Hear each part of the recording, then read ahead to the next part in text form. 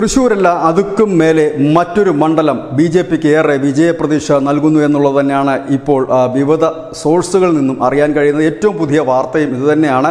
ഞങ്ങൾ മുമ്പ് ഒരു വാർത്ത നൽകിയപ്പോൾ ഞങ്ങൾ പറഞ്ഞിരുന്നു തൃശ്ശൂരല്ല, തൃശ്ശൂർക്ക് മുകളിൽ ആറ്റിങ്ങിലും തിരുവനന്തപുരം ഒക്കെ ഉണ്ട്. തിരുവനന്തപുരത്തെ സ്ഥാനാർത്ഥി അനുസരിച്ചായിരിക്കും അടുത്ത് ടൈറ്റ് ഫൈറ്റ് നടക്കുന്നത്. എന്നാൽ ഇപ്പോൾ ആ ഫൈറ്റ് ഇഞ്ചോടിഞ്ച് പോരാട്ടമായി തരൂരും രാജീവ് ചന്ദ്രശേഖറും തമ്മിലുള്ള ഫൈറ്റ് മുറുകുമ്പോൾ പുറത്തു വരുന്ന മറ്റൊരു പ്രധാനപ്പെട്ട കാര്യം, കോൺഗ്രസിൻ്റെ ശക്തി കേന്ദ്രമായ അല്ലെങ്കിൽ കോൺഗ്രസിനെ എക്കാലവും സപ്പോർട്ട് ചെയ്തിരുന്ന ഒരു വലിയ സമുദായം, ആ സമുദായം ബി.ജെ.പിയിലേക്ക് നീങ്ങുന്നു, രാജീവ് ചന്ദ്രശേഖറിലേക്ക് നീങ്ങുന്നു എന്ന് തന്നെയാണ്. കേന്ദ്രമന്ത്രി എന്ന നിലയിൽ ഈ സമുദായത്തിന് നൽകിയ ഉറപ്പുകൾ, അവരുടെ പ്രശ്നങ്ങൾ, ഇതിനെല്ലാം ചർച്ചകളും മറ്റും നേരത്തെ തന്നെ തുടങ്ങിയിരുന്നു. ആ ചർച്ചകൾ നൽകിയ ഉറപ്പുകൾ, ഇതെല്ലാം ആ ഒരു വോട്ട്, അതായത് ബി.ജെ.പിക്ക് ഒരു കാലത്തും ലഭിക്കാതിരുന്ന ആ ഒരു വലിയ സമുദായത്തിൻ്റെ വോട്ട് ബി.ജെ.പിയിലേക്ക് നീങ്ങി തുടങ്ങിയിരിക്കുന്നു. ഒപ്പം തന്നെ തിരുവനന്തപുരം മണ്ഡലത്തിലുള്ള കോൺഗ്രസിനും നേതാക്കളും അണികൾക്കും ഇടയിൽ ശശി തരൂരിനെതിരെ ഉയർന്നു വന്നിരിക്കുന്ന ഒരു നീരസം, ആ നീരസം ഇപ്പോൾ പ്രകടമായി തന്നെ ഉയർന്നു വന്നിരിക്കുന്നു. അതിൽ കുറച്ച് പേർ പാർട്ടി വിട്ട് ബി.ജെ.പിയിലേക്ക് ചേർന്നു, വളരെയധികം പേർ ശശി തരൂരിന് എതിരായി നിൽക്കുന്നു. അതായത് ഇവിടെ കെ.സി. വേണുഗോപാൽ കേരളത്തിൽ മത്സരിക്കുമ്പോൾ ലക്ഷ്യം ലോക്സഭയിലെ പ്രതിപക്ഷ നേതാവ് തന്നെയാണ്.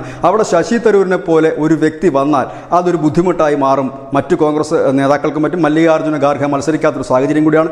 ഇവിടെയാണ് കോൺഗ്രസിൻ്റെ വലിയ കളി തിരുവനന്തപുരത്ത് നടക്കുന്നത്.